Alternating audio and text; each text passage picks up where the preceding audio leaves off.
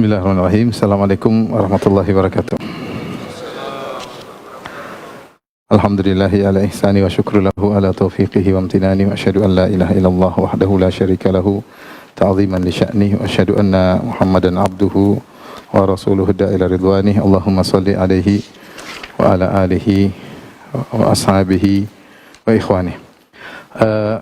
Hadirin dan hadirat yang dirahmati Allah Subhanahu wa taala, ikhwan akhwat Masjid Sunnah yang dirahmati Allah Subhanahu wa taala, kita melanjutkan pembahasan kita dari pembahasan fikih zakat yang saya ambil dari kitab Al-Fiqhul Manhaji dan juga kitab Al-Mu'tamad berdasarkan mazhab Al-Imam Syafi'i rahimahullahu taala. Kita masuk pada masarifuz zakat, yaitu zakat ditasrif atau dibagikan kemana saja ya, atau dalam istilah disebut juga al-mustahiquna liz-zakat, orang-orang yang berhak mendapatkan zakat. Di sana ada al-asnaf ats-tsamaniyah, ada 8 orang yang berhak mendapatkan zakat ya, yang berhak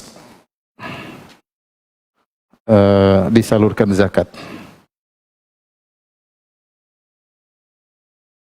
kepadanya ya. Siapa aja orang-orang ini? Allah membatasi cuma 8 orang. Ada 8 orang berdasarkan surat At-Taubah ayat 60. Allah Subhanahu wa taala berfirman, "Innamas shadaqatu lil fuqara." Sungguhnya sedekah-sedekah itu maksudnya adalah zakat itu lil fuqara, untuk orang-orang fakir, wal masakin, dan orang-orang miskin, wal amilina 'alaiha, dan amil zakat, wal muallafati qulubuhum, dan orang-orang yang dilembutkan hatinya, wa fir riqab, dan orang-orang yang budak untuk membebaskan dirinya, wal gharimin, orang-orang yang berhutang, wa fi sabilillah, dan orang-orang yang berjuang di jalan Allah Subhanahu wa taala, wa banis sabil, dan musafir yang kehabisan bekal, faridatan minallah wallahu alimun hakim. Inilah kewajiban dari Allah dan Allah Maha berilmu dan Maha bijak ya. Allah ketika menetapkan aturan ini 8 kelompok ini, Allah Maha berilmu. Jadi tidak ada tambahan lagi dari 8 ini. Kalau ada di luar daripada ini ya bisa dengan selain uang zakat. Karena untuk dibagikan kepada orang-orang yang membutuhkan ya, bukan cuma uang zakat, selain uang zakat, sedekah-sedekah sunnah yang lainnya juga bisa. Tapi untuk zakat yang wajib maka cuma 8 kelompok ini. Perhatikan ayatnya, Allah berfirman ya, innama as-sadaqat lil fuqara. Di sini ada, perhatikan ada lam at-tamlik. Disebut lamut tamlik yang menunjukkan kepemilikan ya. Lamut tamlik artinya adalah kepemilikan. Jadi dalam 8 kelompok ini ada 2 model. 4 model dengan menggunakan lamut tamlik, yaitu harta harus berpindah ke tangan dia. Innamas shadaqat lil fuqara wal masakin wal amilina 'alaiha wal muallafati qulubuhum. 4. Innamas shadaqat untuk orang fakir, wal masakin wal amilina 'alaiha wal muallafati qulubuhum. Wal muallafati qulubuhum. Nah, di sini semua pakai lamut tamlik ya. Ini 4 ya. Jadi 1 fuqara, 2 masakin, 3 amil zakat, 4 al-muallaf atau muallafatu qulubuhum. Kemudian setelah itu Allah mengatakan wa fir riqab wal gharimin. Sini pakai fi. Wa fir riqab wal gharimin wa fi sabilillah wa ibnis sabil. Wabnis sabil faridatan minallah wallahu alimun hakim. Yang kedua menggunakan fi dan pada riqab. Jadi tidak, yang 4 ini, yang golongan kelima, 6 budak-budak, orang yang berhutang, gharimin, kemudian yang berjihad ya. 7 ke 8 ini tidak harus ada kepemilikan. Yang penting digunakan untuk kebutuhan mereka. Ya, tapi kalau 4 yang pertama harus ada pemindahan. Ini penting karena ketika terjadi perbedaan fatwa di kalangan para ulama tentang perkara-perkara kontemporer terkait dengan 4 asnaf yang pertama, jika tidak ada perpindahan kepemilikan kepada fakir miskin atau kepada amil zakat atau kepada mu'allaf qulubuhum, maka tidak dianggap. harus ada perpindahan kepemilikan. Baik, kita bahas yang pertama. Perhatikan di sini ada al-fuqara wal masakin. Apa bedanya al-fuqara wal masakin? Al-fuqara dan al-masakin adalah dua kata yang sering kita sampaikan, idza ijtama'a tafarraqa wa idza tafarraqa ijtama'a. Kalau disebutkan bergandengan, maka maknanya berbeda. Tapi kalau disebutkan salah satunya, biasanya maknanya sama saja. Ya, fakir ya miskin, fuqara ya masakin. Tapi kalau digabungkan, maka maknanya berbeda. Fakir lebih parah daripada miskin. Makanya Allah menyebut terkadang orang miskin itu punya sesuatu tapi tidak mencukupi. Fakir lebih tidak punya apa-apa. Ya. Seperti firman Allah Subhanahu wa taala, perkataan Nabi Khadir kepada Nabi Musa alaihissalam, "Amma safinatu fakanat limasakina ya'maluna fil bahri fa aradtu an aibaha wa kana wara'ahum malikun ya'khudhu kulla safinatin ghasba." Adapun kapal yang aku rusaki adalah milik orang-orang miskin. Jadi orang miskin punya kapal. Dia punya kapal, tapi kapal yang dia miliki tadi tidak memenuhi kebutuhannya.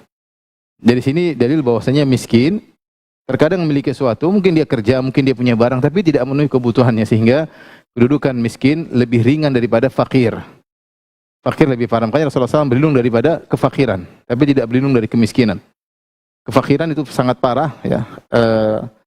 Namun dua-duanya ditinjau dari ketidakmampuan untuk memenuhi kebutuhannya. Sebagian ulama membedakan, karena tidak ada dalil, tapi intinya fakir lebih parah. Ada yang mengatakan fakir adalah yang penghasilannya kurang daripada setengah kebutuhannya. Artinya kalau dia punya kebutuhan 4 juta, ternyata penghasilan cuma 1 juta. Ya, jadi 1 juta kurang dari setengah, setengahnya 2 juta. Kebutuhan dia per bulan 4 juta, ternyata penghasilan cuma 1 juta, kurang dari setengah kebutuhannya. Ini disebut fakir. Kalau miskin, penghasilannya adalah lebih dari setengah, tapi belum mencukupi. Kebutuhannya 4 juta, penghasilannya 3 juta. Ini miskin. Kebutuhannya 4 juta, penghasilannya 3 juta. Maka dia dikatakan miskin. Baik, ini yang pertama. Ya. Al-fuqara. Yang kedua adalah al-masakin. Ya. Adapun disyaratkan bahwasanya orang miskin atau fakir tersebut, ya, bukanlah orang yang kuat untuk bekerja. Kalau dia mampu untuk bekerja, maka tidak boleh dikasih zakat. Ya. Kalau dia mampu untuk bekerja, artinya dia malas-malasan, yang dikasih zakat, suruh kerja. Suruh kerja, ya. Kalau dia mampu bekerja, dia sudah bekerja, ternyata tidak cukup, baru kita kasih zakat. Tapi kalau dia mau bekerja, dia malas-malasan, tidak dikasih zakat. Suruh kerja, ya, karena dipersyaratkan datang dalam hadis bahwasanya tidak boleh yang muktasib, yang mampu untuk bekerja. Kalau mampu untuk bekerja, maka tidak dikasih zakat, ya. Kemudian adapun pembagiannya, maka diberikan kepada, atau nanti kita bahas belakangan bagaimana cara pembagian zakat, berapa mau dikasih, insyaallah di akhir pembahasan. Baik, yang berikutnya al-amilina 'alaiha. Apa yang dimaksud dengan amil zakat? Amil zakat ini di zaman Nabi sallallahu alaihi wasallam adalah orang-orang yang diberi tugas oleh Nabi sallallahu alaihi wasallam untuk menarik zakat dari masyarakat. Nah, mereka ini mendapatkan upah dari uang zakat. Mereka dapat upah dari uang zakat, ya. Dan mereka adalah tugas penguasa atau para petugas dari pemerintah. Nah, bagaimana dengan pengumpul zakat, ya, swasta, ya? Maka fatwa ulama yang saya baca, yang terakhir yang saya baca, menyebutkan bahwasanya jadi yang disebut amil zakat adalah petugas resmi dari pemerintah atau yayasan yang diakui oleh pemerintah untuk mengumpulkan zakat. Ini juga yang bekerja di situ disebut amil zakat. Atau yang diakui oleh masyarakat, termasuk seperti di masjid-masjid yang masyarakat mengakui, mengangkat DKM-nya untuk mengurusi zakat mereka, mereka percayai. Maka ini juga termasuk dari amil zakat. Termasuk amil zakat. Yang dimaksud kemudian, apa pekerjaan amil zakat? Amil zakat itu ada khilaf juga dengan para ulama. Ada yang mengatakan hanya yang mengumpulkan, itu yang disebut amil zakat. Sebenarnya mengatakan tidak. Termasuk yang mengumpulkan dan distribusi juga adalah amil zakat. Bahkan ada yang lebih luas lagi. Pokoknya yang bekerja dalam bidang pengumpulan zakat, termasuk pengumpulnya, kemudian pembaginya, kemudian administrasinya, ya. Semua yang kerja dalam mengkhususkan untuk pekerjaan mengumpulkan zakat dan mendistribusi zakat, mereka disebut dengan amil zakat. Namun mereka mendapatkan upah disebut dengan ujratul mithal, ya, atau yaitu upah yang selayak yang mereka dapatkan. Bukan mereka pasang gaji sendiri, ya. Jadi ambil zakat, kemudian pasang gaji 1 bulan 100 juta, 200 juta, ini ambil zakat ngawur ini. Ini ambil zakat perampok, ya. Enggak benar seperti itu. Ya sesuai dengan dia kerja seberapa jam, gaji yang wajar. Masa gaji mengalahkan direktur BUMN misalnya. ini enggak benar. Jadi gajinya sesuai dengan layak bagi dia yang wajar. Orang seperti ini berapa, orang seperti ini berapa. Kerjaan bukan kerjaan berat-berat banget, ya, mendata biasa, bukan profesional ahli apa, enggak. Bukan kemudian dikasih gaji 100 juta, emang kerjaan apa? Ya ambil zakat ya wajar ya. Masih banyak yang butuh uang zakat, fuqara, masakin, masih banyak yang butuh uang zakat. Maka mereka cuma mendapatkan gaji, boleh diambil dari uang zakat sesuai dengan yang layak orang bekerja seperti mereka, ya. Bukan yang ngatur gaji mereka sendiri, enggak, harusnya ada tim yang menilai orang seperti layak sekian, ya. Kalau mereka sudah mendapatkan gaji dari Baitul Mal, maka mereka tidak perlu dikasih uang zakat. Ya misalnya ternyata pemerintah memberikan gaji khusus bagi mereka tidak dari uang zakat, ya sudah. Mereka jadi misalnya pegawai negeri tersebut sudah dapat gaji sesuai dengan kedudukan mereka. Sudah nggak perlu dapat uang zakat karena mereka sudah mendapatkan gaji dari pemerintah. Tapi kalau pemerintah tidak kasih gaji atau tidak ada uang yang lain untuk mereka, maka mereka boleh diberi gaji dari uang zakat sesuai dengan gaji mereka yang layak untuk mereka, ya. Meskipun mereka kaya, jadi mereka diberi gaji karena mereka bekerja sebagai pengumpul zakat dan pendistribusi zakat. Dan tidak benar yang dilakukan oleh sebagian orang, ngumpulin uang zakat kemudian bagi 8, fakir 1/8, miskin 1/8, ambil zakat 1/8, kemudian al-mu'allafatu qulubuhum 1/8, budak tidak ada, fisabilillah tidak ada, jadi bagi 1/8 semua. Al-gharimin, rekop untuk budak 1/8, untuk bayar utang 1/8, untuk fisabilillah 1/8, untuk sabil 1/8. Jadi ambil zakatnya berapa? 1/8. Ini enggak benar. Coba kalau mereka kumpulkan uang, misalnya kebetulan narik zakat di kompleks orang kaya, kemudian pekerjaan cuma 3 orang, terkumpul 5 miliar misalnya zakatnya. Mereka berapa? Bagi 8 banyak sekali, terkumpul 8 miliar, mereka dapat 1 miliar. Kerjaan setahun sekali dapat 1 miliar bagi 3 orang. Ini enggak benar. Ini contoh maksudnya enggak benar. Bukan harus bagi 1/8. Apalagi para ulama mengatakan jika ada sebagian asnaf tidak ada, dikecilkan. Misalnya, ternyata rekop enggak ada, jadi 1/7. Karena cuma ada 7 asnaf. Fisabilillah misalnya enggak ada, atau Ibnu Sabil enggak ada, jadi tinggal 5. Berarti bagi kami ambil zakat 1/5. Ini ngawur, ya.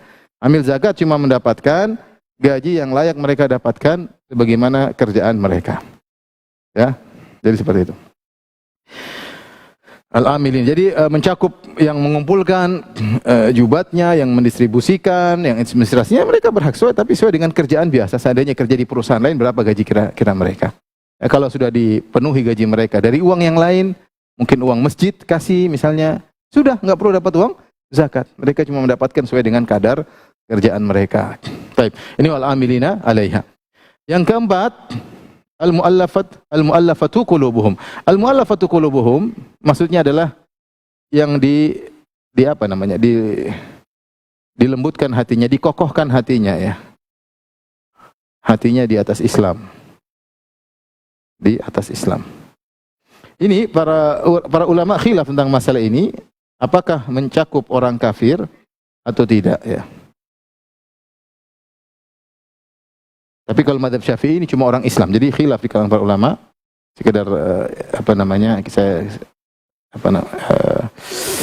tambahan wawasan, ya. 2 pendapat. Yang pertama mencakup muslim dan kafir. Yang kedua, pendapat kedua hanya orang Islam. Hanya orang Islam. Nah, yang kafir yang bagaimana? Menurut sebagian ulama seperti ulama Hanabilah, kalau tidak salah juga Malikiyah. Orang yang kafir bagaimana? Maksudnya orang kafir itu ada beberapa model yang bisa dikasih uang zakat. Yang baru masuk Islam. Yang diharapkan masuk Islam. Diharapkan masuk Islam. Yang dikasih duit, dikasih uang zakat, mungkin dia lebih cenderung ke Islam, akhirnya masuk Islam. Sebagaimana Nabi SAW memberikan waktu di perang Hunain, Rasulullah SAW memberikan kepada orang-orang Arab Badui yang belum masuk Islam. Rasulullah berikan Sofwan bin Umayyah, ya, bin Khalaf. Rasulullah SAW memberikan kepada beberapa orang kafir dan akhirnya mereka masuk Islam. Kata Sofwan bin Umayyah, tidak ada orang yang paling aku benci seperti Muhammad sallallahu alaihi wasallam. Fama bariha yu'tini. Tapi Rasulullah SAW terus memberikan kepadaku sampai jadilah dia orang yang paling aku cintai di atas muka bumi ini. Jadi kisah ma'ruf, Sofwan bin Umayyah sangat benci kepada Nabi sallallahu alaihi wasallam karena bapaknya Umayyah bin Khalaf, yaitu majikannya Bilal, dibunuh oleh Bilal. Kemudian juga kakaknya kalau tidak salah Ali bin Umayyah juga dibunuh, sehingga dia dendam sama Nabi sallallahu alaihi wasallam. Jadilah Muhammadlah orang yang paling dibenci di atas muka bumi ini. Tapi Rasulullah SAW lihat Sofwan bin Umayyah suka dengan harta, maka Rasulullah SAW kasih 100 ekor onta. Kemudian Rasulullah SAW kasih lagi 100 ekor onta tahapan kedua. Kemudian Rasulullah SAW kasih lagi 100 ekor onta tahapan ketiga. Akhirnya dia masuk Islam dan Nabi menjadi orang yang paling dia cintai. Jadi kalau ada orang benci sama antum kasih mobil tahapan pertama, kedua mobil, ditarik hatinya, diambil hatinya untuk masuk Islam. Mereka masih kafir tapi mereka diharapkan masuk Islam. Ini model kafir pertama yang boleh dikasih zakat. Model kafir yang kedua, orang muslimin. Jadi harus dikembalikan juga kepada kaum muslimin. Siapa al-mu'allafatu qulubuhum? Yang baru masuk Islam. Dengan diberikan uang, saya ngisi waktu itu. Nah, kemudian ada makan pagi ya, dari kantor dakwah. Makan paginya sederhana, tamis roti 1 real ya. Kemudian bumbunya juga 1 real. Sebelah kita ada orang-orang Filipin. Mereka juga ada dai-nya. Tapi makannya kambing, masih mewah-mewah. Yang orang Islam ini, Ustadz itu kok makannya enak-enak, kita cuma tamis 1 real. Itu mu'alaf, Anda bilang. Kalau makan enak, mu'alaf dulu. Itu kok begitu, Ustadz? Terlalu signifikan. Mereka itu berhak mendapatkan uang apa? Zakat, karena mereka yang baru masuk Islam. Baru masuk Islam, tuh imannya udah kokoh, udah nggak perlu kasih tamis roti 1 real, udah imannya kuat. Itu butuh kambing supaya imannya apa? Kuat. Jadi al-mu'allafatu qulubuhum yang baru masuk Islam. Dikasih kepada orang baru masuk Islam atau orang yang diharapkan kalau dia kepala suku, kalau dia diberikan harta, maka banyak orang akan masuk Islam lewat tangan dia. Ya mungkin dia sudah masuk Islam sudah lama tapi diambil hatinya. Ya al-mu'allaf diambil hatinya supaya orang-orang bisa masuk Islam karena tahu kepala sukunya masuk Islam. Ini boleh diberikan uang zakat. Kemudian ini semua dengan lamu tamlik. Innama shadaqatu lil fuqara ya. Jadi saya ulangi, pertama saya katakan innama, ini secara bahasa Indonesia artinya hanyalah. Hanyalah. Jadi tidak ada zakat tidak keluar dari 8 asnaf ini. Tidak ada jenis kelompok 9 tidak ada. Taib. Yang keempat, wafir riqab. Yang kelima, wafir riqab. Pada budak. Budak di sini ada khilaf. Ada yang mengatakan budak yang dimaksud adalah al-mukatab. Al-mukatab itu budak yang membeli dirinya dari majikannya. Dia bilang sama majikan saya ingin merdekakan diri saya. Kau hargai diri saya berapa? Misalnya majikannya bilang, saya jual dirimu 100 dinar. Pokoknya kamu dapat utang 100 dinar, kamu merdeka. Maka dia pun bekerja. Dia cicil 1 dinar, kerja 2 dinar, sampai kumpulkan 100 dinar, baru dia merdeka. Nah, seperti ini budak muslim gini, boleh dikasih uang zakat untuk melunasi tanggungannya agar dia menjadi budak yang merdeka. Ya. Jadi budak yang merdeka. Namanya al-mukatab ya. Zaman sekarang sudah enggak ada. Zaman sekarang sudah tidak ada. Nah, para ulama berbicara tentang apakah pembebasan tawanan perang termasuk dari boleh digunakan uang zakat. Misalnya dari peperangan di antara kaum muslimin dengan orang kafir. Kemudian ada sebagian kaum muslimin ditawan. Dia bukan budak tapi ditawan. Ditawan kemudian mereka minta tebusan agar dibebaskan tawanan ini. Apakah boleh menggunakan uang zakat? Maka banyak ulama berfatwa iya. Kalau zaman sekarang ada tawanan perang kemudian disyaratkan untuk dibebaskan harus dengan uang, maka boleh menggunakan uang zakat ya. Allah alam bisawab ya. Ini fatwa ulama al-mu'asirin, yaitu fatwa kontemporer yang difatwakan oleh sebagian ulama. Tapi yang jelas budak sudah tidak ada di zaman sekarang.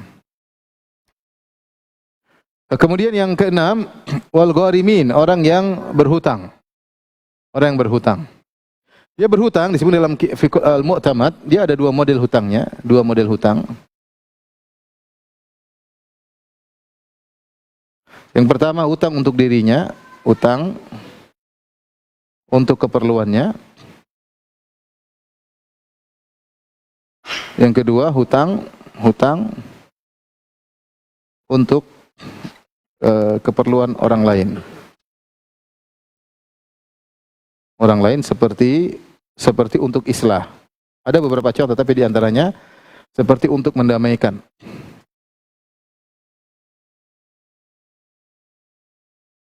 Ini dua model hutang. Atau untuk bayar diat misalnya, tapi di antaranya adalah untuk mendamaikan. Misalnya, dua orang bertengkar atau dua kubu bertengkar, maka dia untuk mendamaikan dua kubu ini daripada terjadi pertumpahan darah atau perkelahian yang terus menerus, maka dia pinjam uang.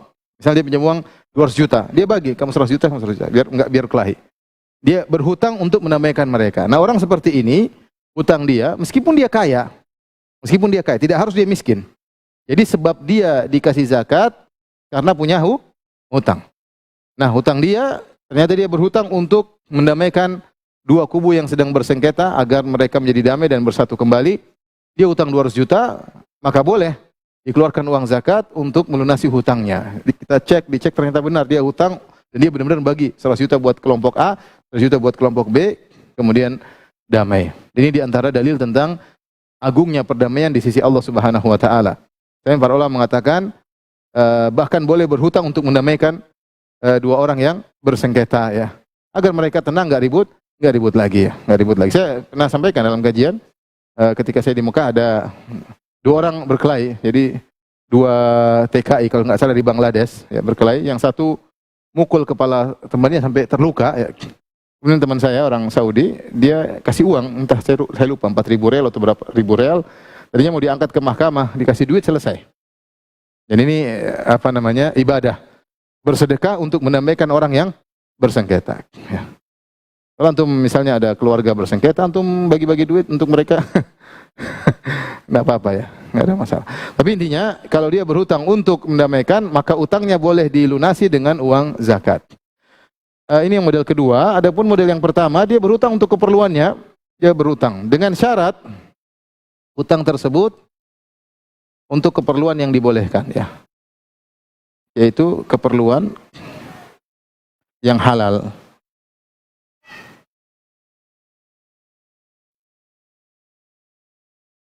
Misalnya untuk sekolahkan anak, misalnya untuk makan, bukan untuk main judi, bukan untuk riba, bukan untuk enggak. Kalau dia utangnya untuk perkara yang haram atau untuk praktek riba, maka enggak boleh, hukumnya haram untuk dilunasi dengan uang zakat. Kecuali dia bertobat dan diketahui tobatnya serius, bosnya dia bertobat dari riba misalnya, atau dia bertobat dari judi, dia punya utang judi misalnya, dia bertobat, maka boleh kita melunasi hutangnya kalau kita tahu dia benar-benar bertobat kepada Allah Subhanahu wa taala. Tentunya dengan syarat dia tidak mampu melunasi hutangnya. Hutangnya sudah rumah, dia punya banyak tanah, suruh jual. Jual tanahnya, suruh bayar hutang. Jangan dia bayar hutang pakai uang zakat, kemudian dia punya aset masih banyak. Ya, ini enggak. Kamu punya aset banyak, kamu bukan orang miskin. Jual, ya. Jual asetmu, rumahmu misalnya harganya 20 miliar, kamu jual, beli rumah 1 miliar, masih untung 19 miliar. 19 miliar buat bayar utang, 1 miliar rumah cukup ya. Jangan dia kemudian bayar zakat, punya utang 5 miliar, pakai uang zakat, kemudian tetap tinggal di rumah yang 20 miliar. Ini bayar zakat, orang kaya kayak begini, di uang zakat. Enggak. Rumahnya dia jual, ganti dengan rumah yang sederhana, uangnya digunakan untuk bayar zakat. Ini al-gharimin. Yang keenam. Yang ketujuh, wa fi sabilillah. Wa fi sabilillah. Ini ada pendapat banyak, ada 5 pendapat, tapi intinya pendapat yang kuat bahwasanya wa fi sabilillah ini yang umum mengatakan semua ketaatan fi sabilillah. Untuk haji, untuk pokoknya untuk segala ibadah, kalau dia butuh uang kita boleh kasih. Saya lupa di antara para ulama menaskan dalam buku-buku mereka di mazhab Syafi'iyah juga, di antara kebutuhan orang dalam kehidupannya, orang fakir adalah untuk menikah. Untuk apa? Menikah. Jadi kita boleh berikan uang zakat kepada orang fakir yang dia mau menikah tapi dia nggak punya uang. Boleh kita berikan uang zakat untuk bayar walimahnya, untuk bayar maharnya, untuk sewa rumahnya, kemudian dia tinggal di situ, boleh pakai uang zakat. Karena di antara kebutuhan primer seseorang adalah menikah. Di antara kebutuhan primer seseorang bukan cuma makan dan minum, dia untuk menyalurkan syahwatnya pada tempat yang halal juga adalah kebutuhan primer. Jadi boleh uang zakat kepada orang fakir yang ingin menikah. Fi sabilillah, di jalan Allah Subhanahu wa taala. Yang dimaksud yang pendapat yang lebih kuat, ini juga pendapat mazhab Syafi'i, adalah terkait dengan berperang. Dalam mazhab Syafi'i fi sabilillah cuma dibatasi dengan orang yang keluar untuk berjihad. Dia keluar untuk berjihad, berperang di jalan Allah Subhanahu wa taala, maka uang diberikan kepada dia untuk perjalanan jihadnya dan juga uang diberikan kepada keluarganya yang dia tinggalkan. Ditinggalkan keluarganya, maka diberikan dari uang zakat. Ya, kalau memang ternyata pemerintah tidak memberikan uang dari Baitul Mal untuk biaya dia perang. Kalau pemerintah sudah memberikan dia biaya untuk perang, ya sudah, nggak perlu dikasih lagi. Dia sudah dikasih duit, keluarganya telah dicukupi dengan gaji, maka sudah tidak perlu. Tapi seandainya tidak ada, maka boleh digunakan dengan uang zakat. Meskipun dia kaya, karena dia dapat zakat bukan karena miskin, tapi dia dapat zakat karena dia berjuang di jalan Allah Subhanahu wa taala. Di antara hal yang untuk memotivasi seorang berjuang di jalan Allah Subhanahu wa taala, dia ditanggung. Ditanggung, kemudian keluarga juga yang ditinggalkan ditanggung. Sebagian ulama tetap mengatakan fisabilillah yaitu berjuang di jalan Allah, tapi mereka agak memperluas makna fisabilillah. Tidak memperluas dengan seluas-luasnya, semua ketaatan dikatakan fisabilillah, tidak. Sedekah disebut fisabilillah, enggak, tapi mereka mengatakan fisabilillah adalah berjuang untuk menegakkan kalimatillah, untuk menegakkan kalimat Allah. Maka namanya jihad dengan bil sinan dan bil lisan.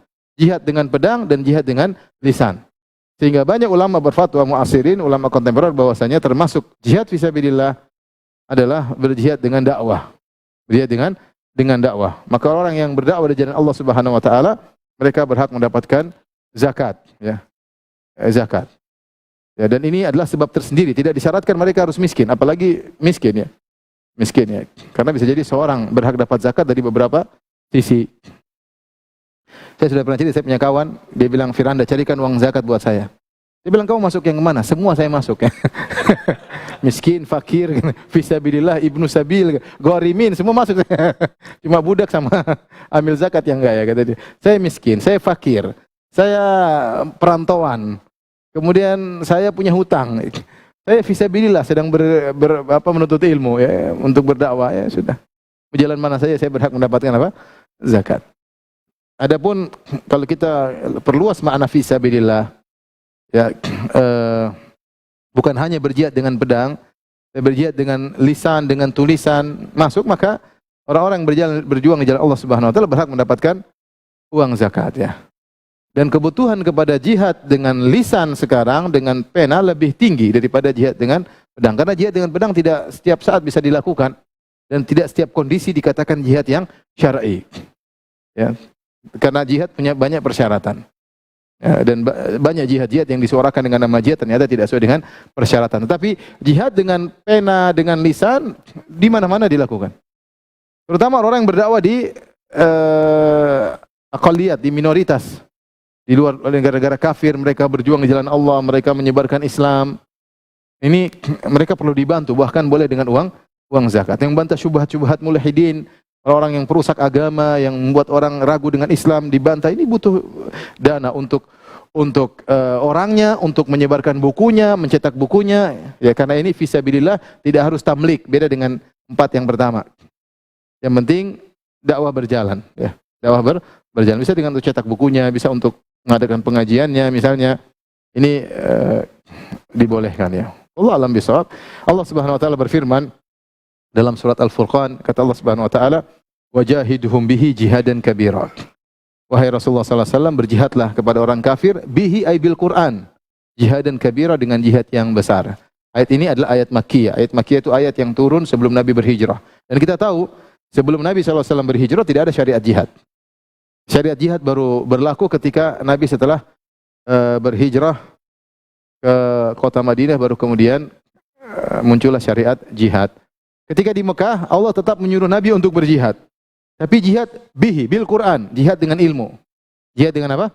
Ilmu. Allah menamakan jihad dengan memperjuangkan Al-Quran, menyebarkan Al-Quran disebut dengan, Allah namakan dengan jihad. Ini dijadikan dalil oleh sebagian ulama bahwasanya makna jihad tidak terbatas pada jihad dengan pedang, tapi jihad juga dengan lisan, dengan qalam, dengan pena. Ini juga disebut dengan jihad. Demikian juga Nabi SAW bersabda, Ya ayuhan Nabi, jahidil kuffara wal munafiqina waghluz alaihim. Wahai Nabi, berjihadlah kepada orang kafir dan berjihadlah kepada orang-orang munafik.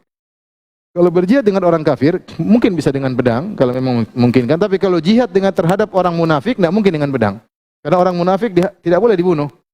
Orang munafik yang hatinya kafir, tapi KTP-nya Islam, mereka tidak boleh dibunuh. Karena zahir mereka adalah Muslim. Tapi Allah menyuruh Nabi untuk menjihadi mereka, tentunya dengan apa? Dengan ilmu.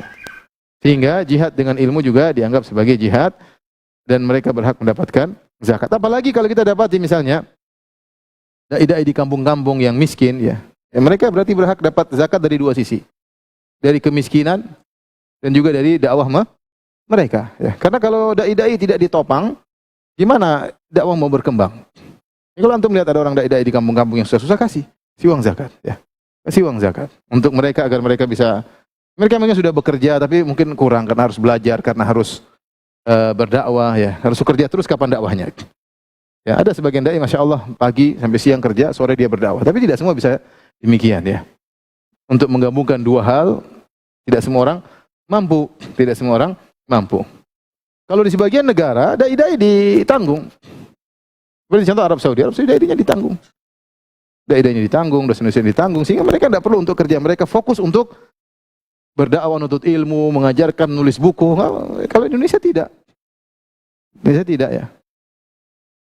Makanya dai-dai yang kita lihat tidak mampu, kita bantu, karena menurut pendapat sebagian ulama mereka berhak mendapatkan uang zakat, karena ini poin yang penting untuk menyebarkan Islam, untuk menyebarkan Islam, menyebarkan sunnah yang benar, ajaran yang benar, ya, maka mereka perlu dibantu, ya.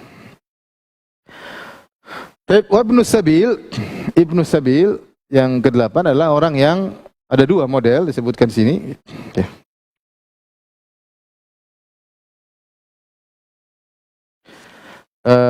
Yang dia jauh dari negerinya, perantauan, ya, maka boleh dikasih zakat untuk dia pulang atau untuk dia menunaikan kebutuhannya. Misalnya dia ke sana untuk berobat, atau dia ke sana untuk menuntut ilmu, atau dia ke sana untuk ada keperluan, bukan untuk dagang. Kalau dagang ya cari uang, enggak. Dia ke sana untuk ada keperluan yang diperbolehkan. Kemudian ini kehabisan bekal, maka boleh dikasih uang untuk dia sampai menyelesaikan kebutuhannya dan untuk pulang ke tanah airnya. Boleh. Misalnya dia ke sana ada urusan, ya, ternyata ada keluarganya sakit kayak atau apa kayak, ada nuntut ilmu kayak, ternyata kehabisan bekal di tengah jalan. Maka boleh kita kasih dia uang untuk memenuhi kebutuhannya, setelah itu untuk pulang ke tanah air, karena dia Ibnu Sabil. Ibnu Sabil, ya.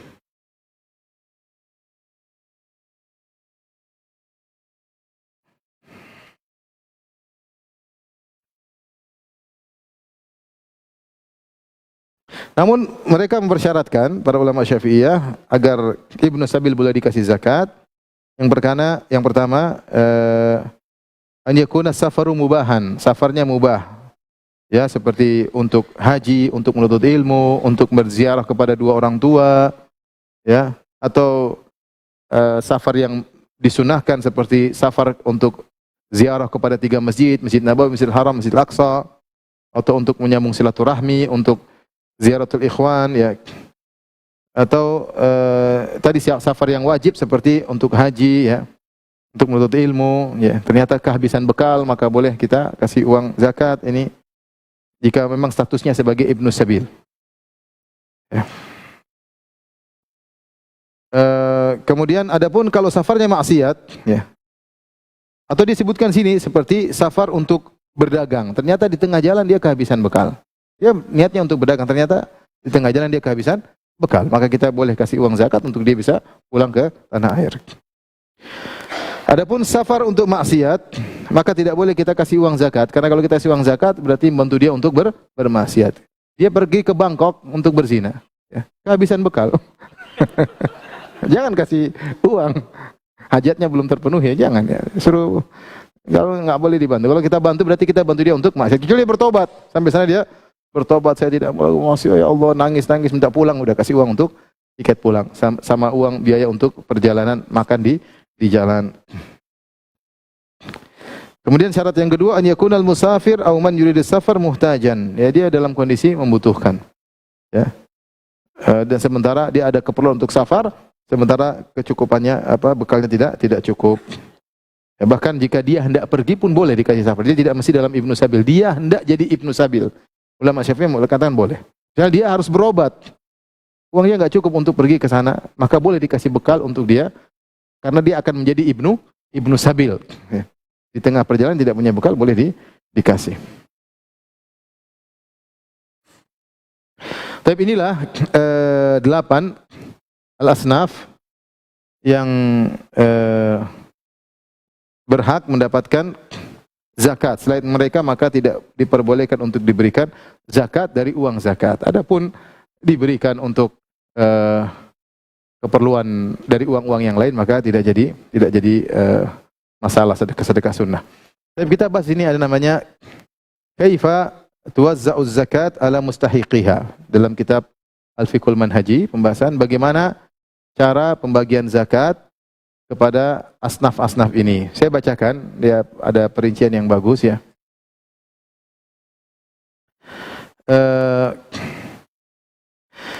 Kalau seluruh 8 ini ada, ya, maka semuanya harus dikasih. Semuanya harus dikasih. Tidak boleh ada sebagian yang terhalangi. Ya, semuanya harus dikasih. 8 tersebut dikasih semua. Kalau ternyata ada satu sinf, satu golongan yang tidak ada atau 2 golongan tidak ada, maka sisanya harus dikasih semua. Misalnya zaman sekarang nggak ada budak. Fakir, miskin, kemudian amil zakat, innama shadaqatul fuqara wal masakin wa alafat qulubuhum ada. Kemudian juga budak sekarang sudah tidak ada. Orang berhutang ada, fisabilillah ada, ibnu sabil ada. 7. Yang budak sudah enggak ada. Maka yang 7 ini harus dapat bagian seluruhnya. Jadi bukan lagi 1/8 tapi jadi 1/7 ya. Kecuali kita bilang tadi yang amil zakat. Amil zakat tidak mendapatkan 1/7 atau 1/8, tapi dia diberi gaji sesuai dengan apa? Sesuai dengan kerjaannya. Wa in fadala nasibu ahadil asnaf ala an hajati afradihi ruddat ziyada ala al-asnafil akharin. Kalau dibagi misalnya ada 6 amil zakat kita keluarkan. Tinggal 6 kan? Tinggal apa saja? Fuqara, miskin, terus apa? Al-mu'allafa qulubuhum, terus gharimin, fisabilillah, ibnu sabil. Tinggal 6. Karena budak tidak ada, paham? Kemudian amil zakat sudah kita kasih gaji secara khusus. Entah dari uang zakat atau yang lain. Tapi intinya mereka sedikit ya.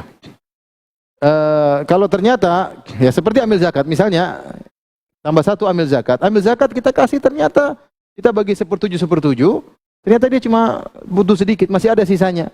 Sisanya yang lebih untuk gaji amil zakat kita kembalikan kepada 6 yang lain. Kemudian Fiqhul Manhaji mengatakan taqsimuz zakat alal asnaf al-mawjudin bitasawi. Sama semua. Jadi bagi benar-benar 1/6 kalau cuma 6 golongan. Benar-benar semua dapat 1/6 ya. Ya. Kecuali tadi yang amil zakat ya. Mereka cuma diberikan sesuai dengan keperluannya. Dengan gajinya. Sisanya dibagi secara merata. Miskin 1/6, fakir 1/6. Mu'allaf qulubuhum 1/6. Misalnya kalau kita cuma 6 golongan ya. Kemudian untuk hutang 1/6. Jangan kita habiskan semua untuk bayar hutang. Ada orang hutang 1 miliar. Kita lunasi yang miskin-miskin enggak dapat, enggak. Jadi kita bagi rata dulu. Ya, sisanya 1/6 ini kita cari orang yang punya hutang. Kita kasih. Ini punya hutang berapa yang bisa kita kasih semampunya. Kalau bisa lunas alhamdulillah, kalau enggak ya sudah semampunya kita bagi ya. Jadi dibagi secara rata. Adapun untuk satu golongan, misalnya fakir, fukara dan masakin, maka tidak harus sama. Misalnya kita dapati di kompleks ini ada 50 orang fakir. Ya tidak perlu kita gaji semua 3 juta, enggak. Masing-masing kita sesuai dengan keperluannya. Ini lebih parah kebutuhannya, ini kurang ya. Jadi tidak harus sama. Sama orang gharimin yang punya hutang juga tidak sama hutangnya. Beda-beda ya. Al-mu'allafatu qulubuhum juga demikian, ada orang kasih mu'allaf kira-kira kasih sekian dia sudah senang ya. Ada yang memang agak ini susah ya, kita kasih lebih ya. Intinya tidak harus sama, anggota satu golongan tidak harus sama dibagi dengan bagi pembagian rata, tapi berdasarkan kebutuhan masing-masing.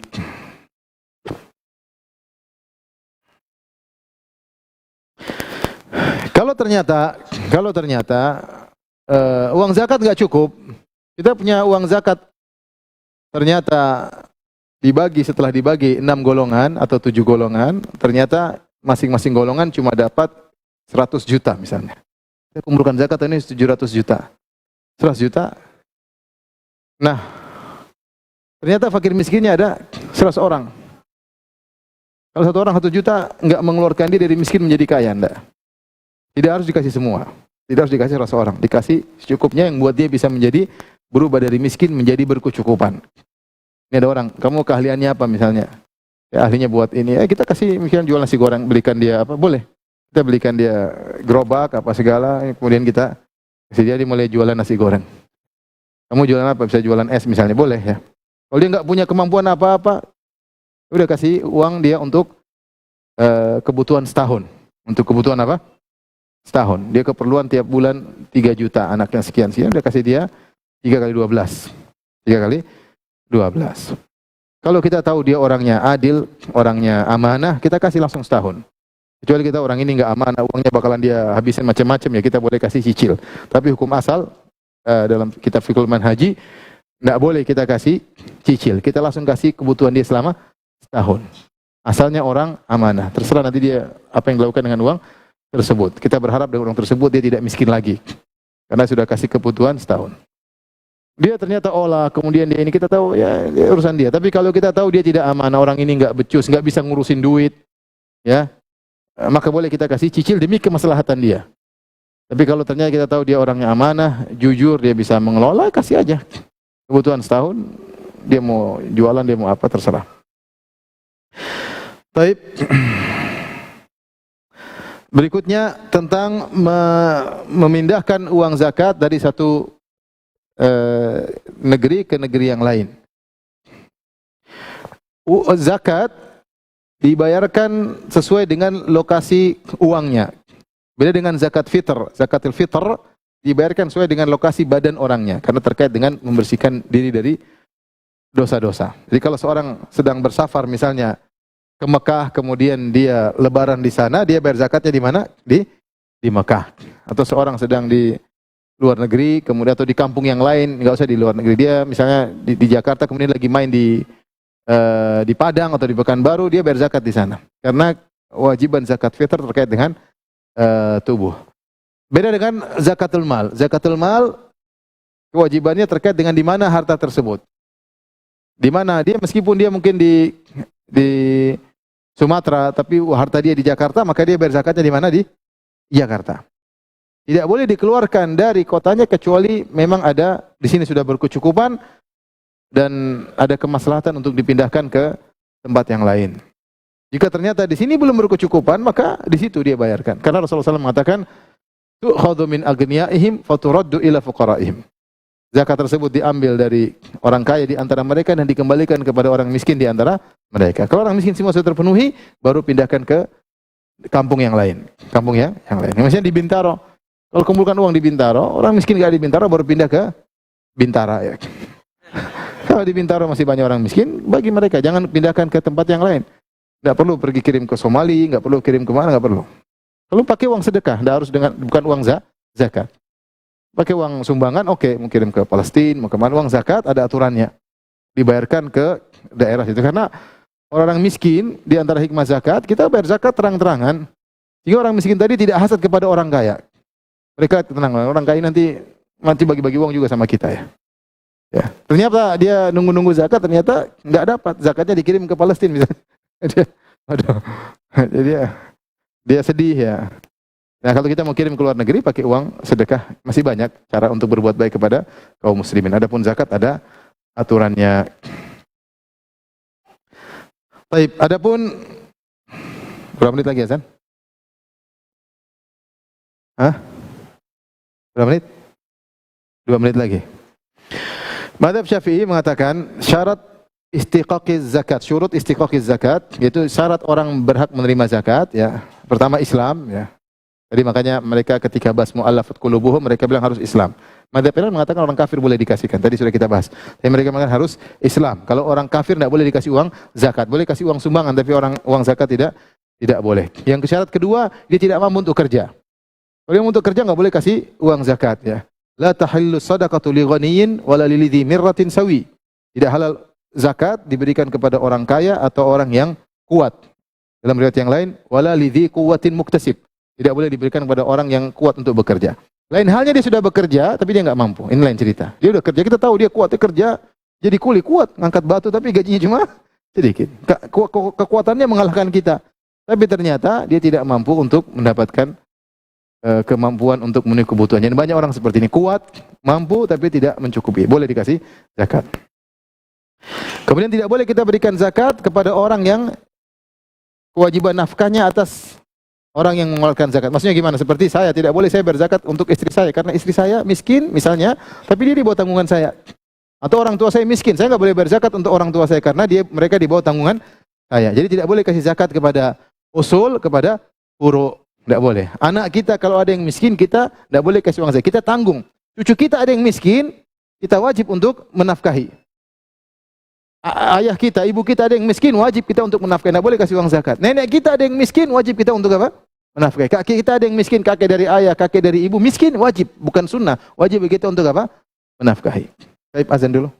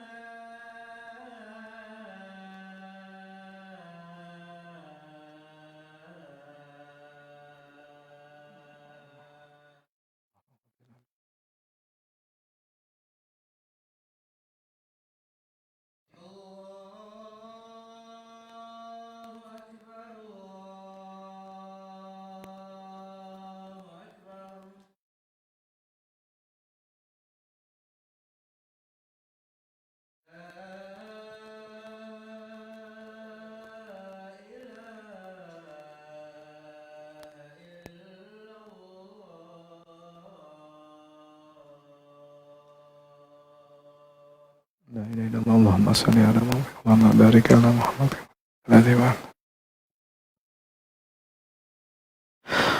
Baik, kita lanjutkan bahwasanya orang yang di bawah tanggungan kita tidak boleh kita bayar zakat kepada orang tersebut.